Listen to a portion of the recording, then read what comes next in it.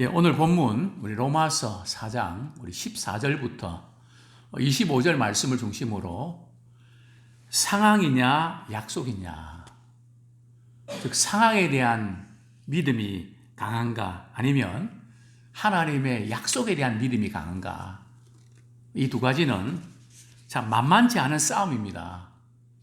왜냐하면 우리는 삶의 현실을 우리가 바라보면서 우리 살아가기 때문입니다.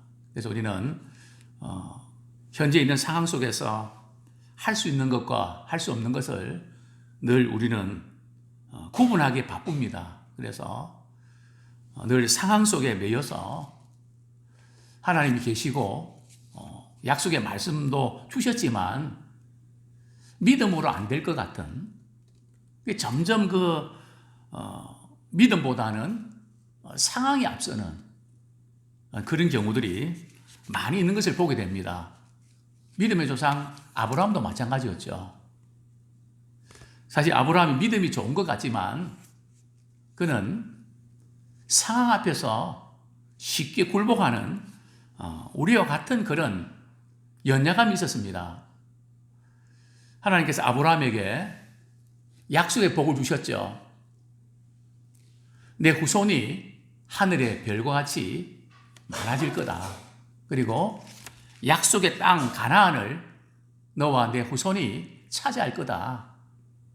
그리고 세상 가운데 살면서도 축복의 통로가 될 거다. 그렇게 약속하셨지만 아브라함은 현실적인 문제는 자녀가 아직도 한 명이 없습니다.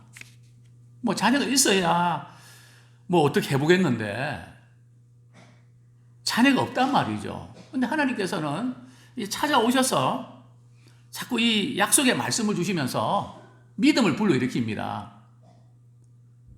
하나님께서 너를 통해서 많은 후손 주실 거야.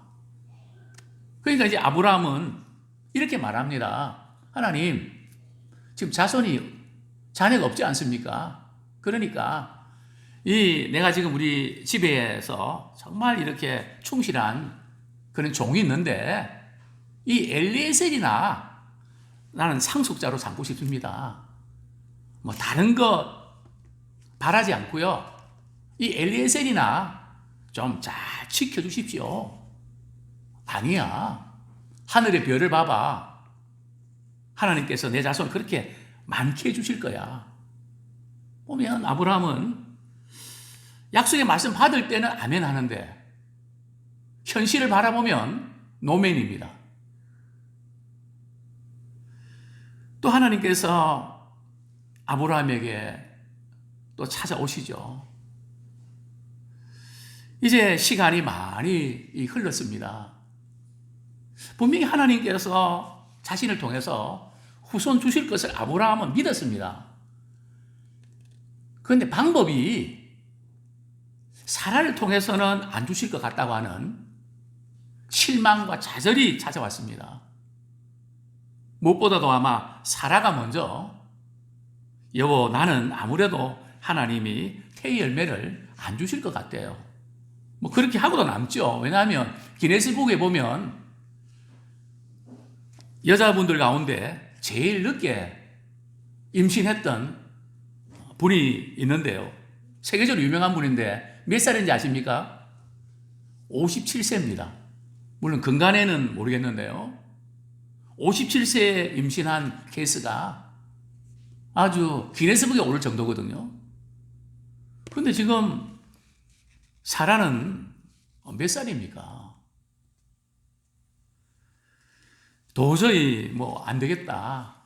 그러니까 내 몸종 하갈과 동침해서 믿음의 후손을 이어가야 되겠다.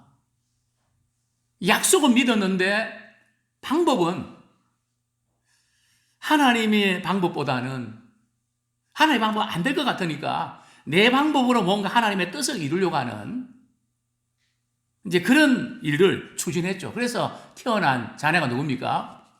바로 이스마엘 아닙니까? 이제 하나님께서 이제 아브라함을 찾아오셔서 내 안에 사례로 인해서 사라를 통해서 너 후손을 줄 거야. 그리고 아브라함이 뭐라 그럽니까? 아멘 합니까? 아브라함은 이렇게 이야기합니다. 하나님, 이스마엘이나 잘 되기 원합니다. 더 안 바라고요. 이스마엘이나 잘 되기 원합니다. 아브라함은 철저하게 상황 속에서 되고 안 되고가 너무 정확했고, 말씀을 들을 때는 믿었는데 그 현실의 문제 앞에서 너무 쉽게 무너지는 그런 연약한 모습을 우리는 발견하게 됩니다. 그러나 결국 하나님께서 아브라함에게 사라를 통해서 이삭을 선물로 주시죠. 이렇게 아브라함은 상황에 대한 그 믿음이 강했습니다. 약속에 대한 믿음이 때로는 의심이 가기도 하고 흔들리기도 했던 것이 사실입니다. 우리 또한 마찬가지 아닙니까? 자, 오늘 본문 우리 로마서 4장 13절 말씀 같이 한번 읽겠습니다. 로마서 4장 13절 시작. 아브라함이나 그 후손에게 세상의 상속자가 되리라고 하신 언약은 율법으로 말미암은 것이 아니요 오직 믿음의 의로 말미암은 것이니라. 자, 여기 보면 하나님께서 아브라함과 그 후손에게 세상의 상속자가 되게 해주시겠다. 이 약속은 언제 주신 걸까요? 또 어떤 성경 본문을 근거로 이 말씀을 하시는 걸까요? 우리 창세기 17장 8절 한번 보겠습니다. 창세기 17장 8절.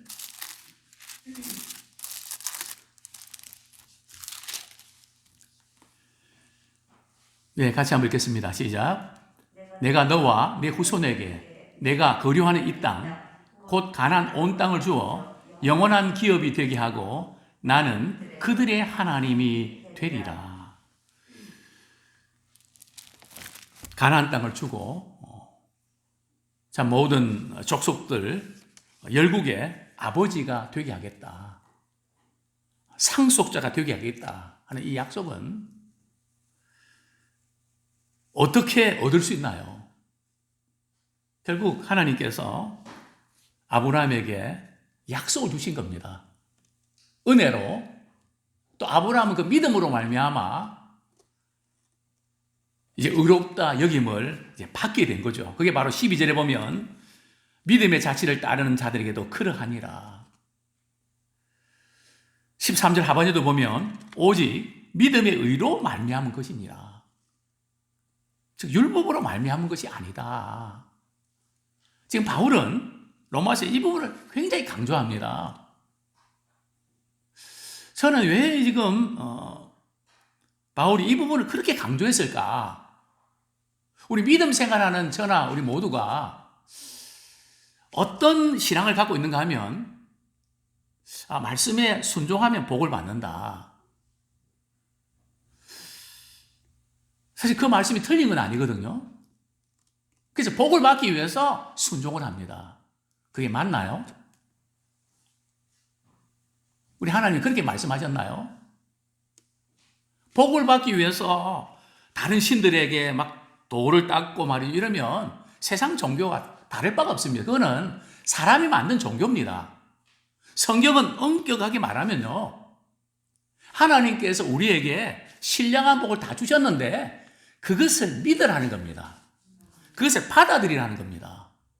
그런데 우리는 자꾸 신앙생활 하면서 내가 이렇게 기도 생활이 부족하고 뭐 이런 생활이 좀 부족하고 이래서 하나님께서 복을 안 주시고 그래서 뭔가 좀 열심히 내고 뭐 이렇게 하면 뭐가 될 것 같은 항상 그 범주에서 벗어나지 못한다는 거죠.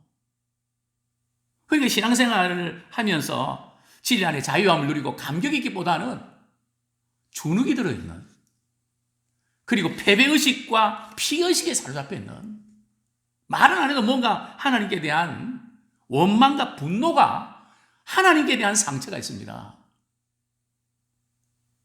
그래서 이 아브라함은 율법을 지켜서 의롭다함을 받은 것이 아니다. 그것은 아브라함뿐만 아니라 유대인이나 이방이나 모든 분들이 다 똑같이 해당이 된다.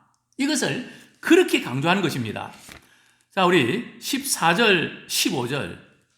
왜 율법을 우리가 지켜야 복을 받거나 의롭다함을 얻을 수 없는 걸까요? 우리 같이 한번 읽겠습니다. 시작. 만일 율법에 속한 자들이 상속자이면 믿음은 헛것이 되고 약속은 파기되었느니라. 율법에 속한 자들이라는 것은 율법을 지킴으로 의롭다함을 받을 수 있다면 그 뜻입니다. 율법에 속해 있다는 것은 율법으로 의롭다 여김을 받을 수 있는 그것이 가능하다면 그건 불가능하죠. 그 가능하다면 우리가 예수님을 믿는다는 거, 그 믿음이 아무 소용이 없죠. 내가 노력하고 공로로 따내는 건데, 그 믿음은 따내는 게 아니에요. 축복도 따내는 거 아닙니다. 하나님께서 우리에 주시는 것을 그저 믿음으로 그것을 받아들이는 겁니다. 선물처럼.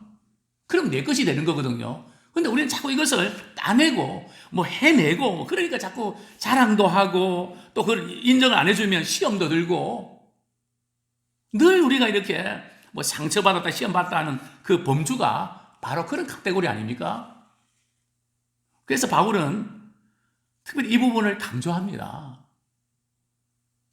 그리고 이 율법은 우리가 말씀을 많이 알고 또 율법의 거울에 비춰보면 늘 우리의 마음은 그 지키지 못함으로 오는 상실감, 죄책감, 또 그게 지나치면 조금 무슨 일이 생기면 하나님이 진노하셔서 이런 일이 생기는 거야. 조금만 무슨 문제가 생기면 하나님 내가 뭘 잘못했다고 이렇게 하십니까? 모든 것을 말이죠. 내가 죄를 지어서 잘못해서 하나님이 이렇게 하신다. 만약에 우리 부모가 말이죠. 자녀를 이렇게 키우면서 자녀들과 부모의 관계가 만약에 이렇다면 얼마나 불행합니까? 그래서 이외로 크리스찬들 가운데 정신분열자들과 우울증 환자가 많은 겁니다. 왜냐하면 이 율법으로 뭔가 내가 말이죠. 깨끗하고 뭔가 이렇게 열심히 하고 뭔가 그래야 뭔가 따내려고 하니까 이게 안 된단 말이죠. 그래서 제가 늘 말씀드리죠. 안 되는 줄 알면서 왜 그랬을까? 이 복음의 참 의미를 우리가 다시 한번 로마서 강의를 통해서 철저하게 깨닫기를 원합니다. 우리는 이 말씀을, 율법의 말씀이 거울에 비춰보면 우리는 이것도 걸리고 저것도 걸리고 다 걸립니다.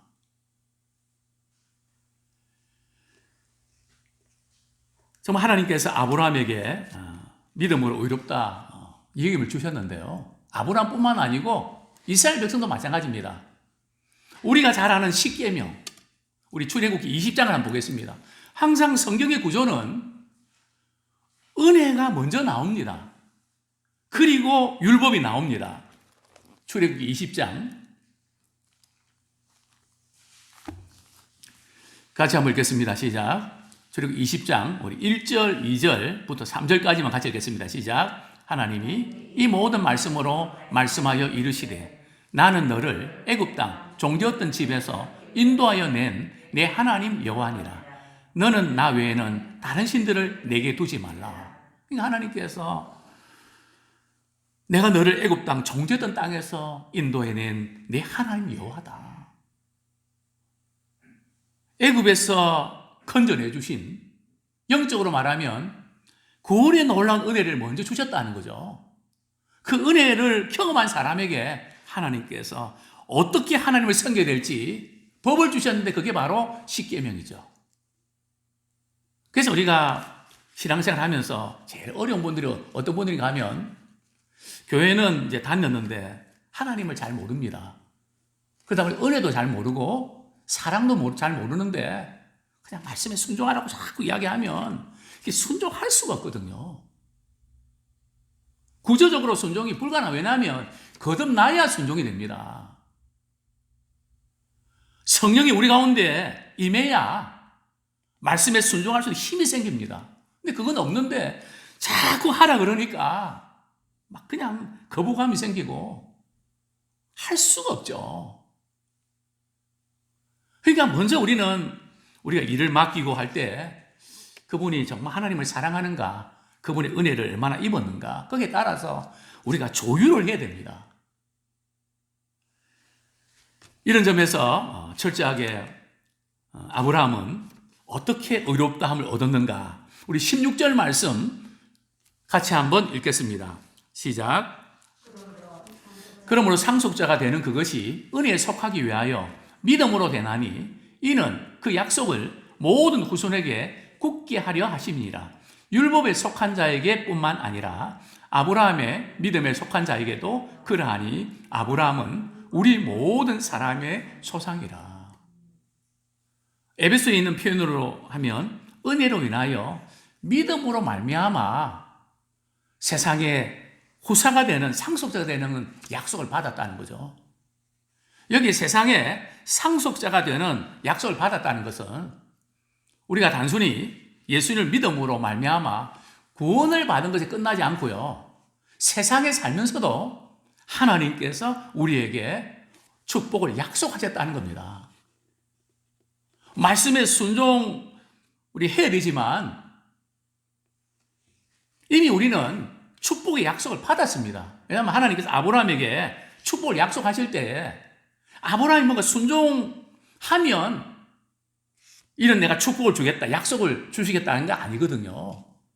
이미 그 복을 받았으니까, 약속을 받았으니까 그걸 누리라는 겁니다. 철저하게 이 부분을 강조합니다. 그 약속은 아브라함뿐만 아니라 믿는 모든 사람에게 동일하게 해당이 됩니다. 그러면서 이 아브라함의 참 믿음이 어떤 믿음인가 하는 그 부분들을 이제 강조하고 있는데요. 아브라함의 그 믿음은 상황이나 조건에 좌우되지 않고 약속을 믿는 믿음입니다. 상황이냐 약속이냐.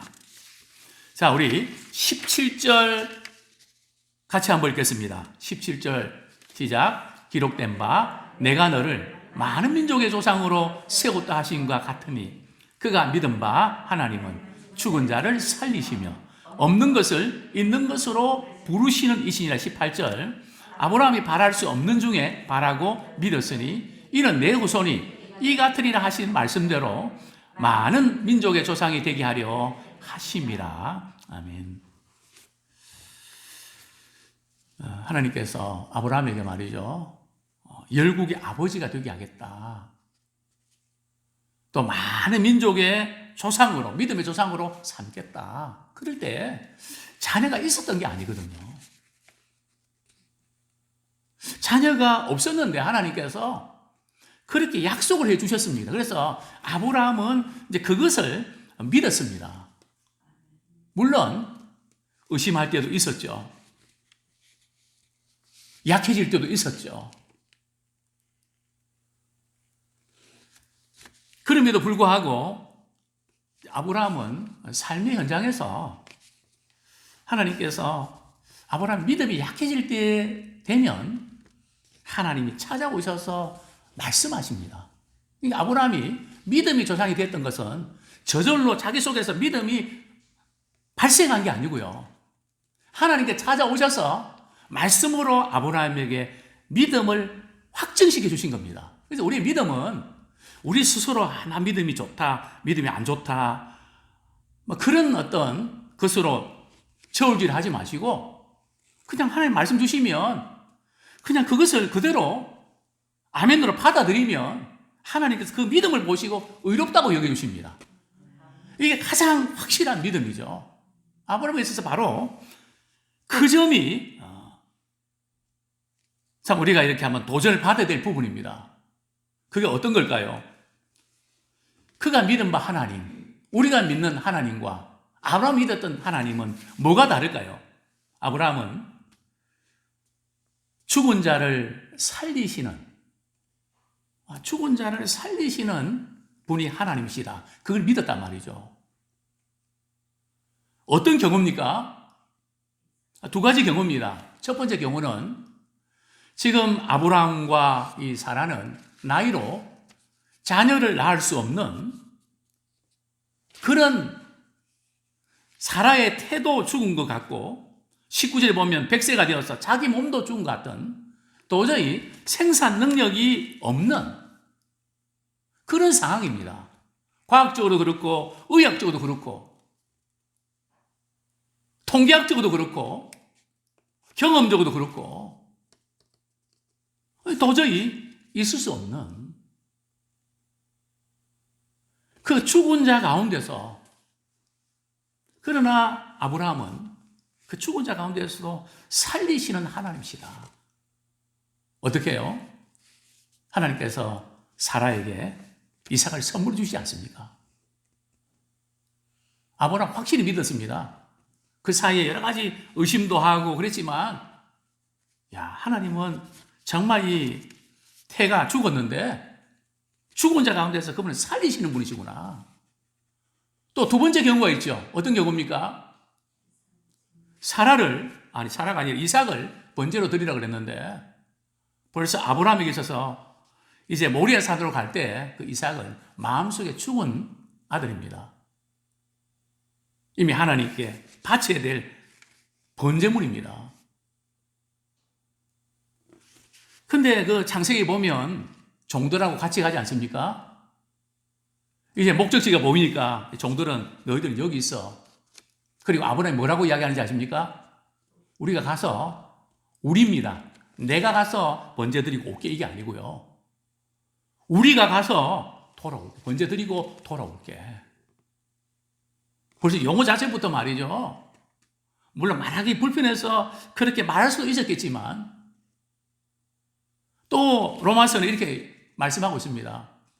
아브라함은 어떤 신앙을 가졌는가 하면 분명히 하나님께서 이삭을 통해서 약속의 놀라운 복을 내리신다고 하셨는데, 구원의 놀라운 계획을 이루신다고 하셨는데 이삭이 죽어버리면 안 되잖아요.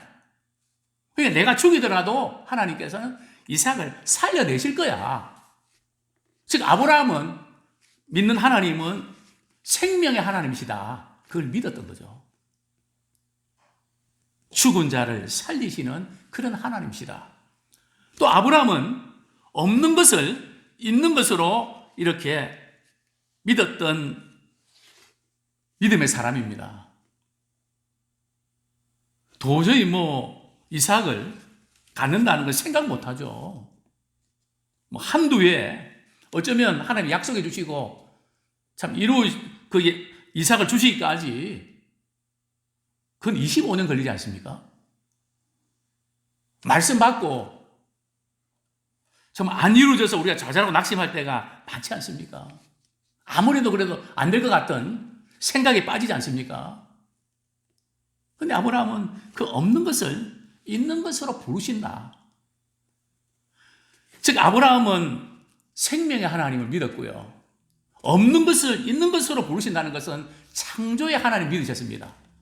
무에서 유를 만드시는, 우리는 자꾸 이제 있는 것 가지고 거기서 좀 어떻게 잘해보려고.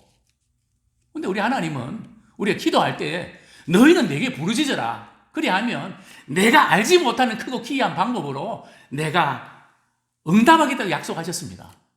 그래서 자꾸 우리가 원하는 그걸 자꾸 추구하는데 우리 하나님의 방법은 알지 못하는 크고 기이한 방법이 무궁무진합니다. 그것을 아브라함은 이제 믿었다는 거죠. 또 18절 보겠습니다. 아브라함이 바랄 수 없는 중에 바라고 믿었으니. 참 바랄 수 없는 중에 바라고 믿었다. 저도 목회하면서 이렇게 기도하면 좀 변하겠지. 제가 이제 목회하면서 제일 신날 때가 언젠가 말이죠. 말씀을 선포했는데, 강구했는데 누군가 거기에 반응하면요, 얼마나 그 마음에 위로와 힘이 되는지 모릅니다. 오늘부터 오후 예배 드리고 우리 찬양 뜨겁게 합주됐는데 다 가버리면요, 정말 맥반석이 따로 없고 정말 맥 빠지는. 그래서 기도할 때도 하나님, 아무래도 안 될 것 같은데 저분을 위해서 기도해야 됩니까? 물론 하나님께서는 기도하라고 하시죠.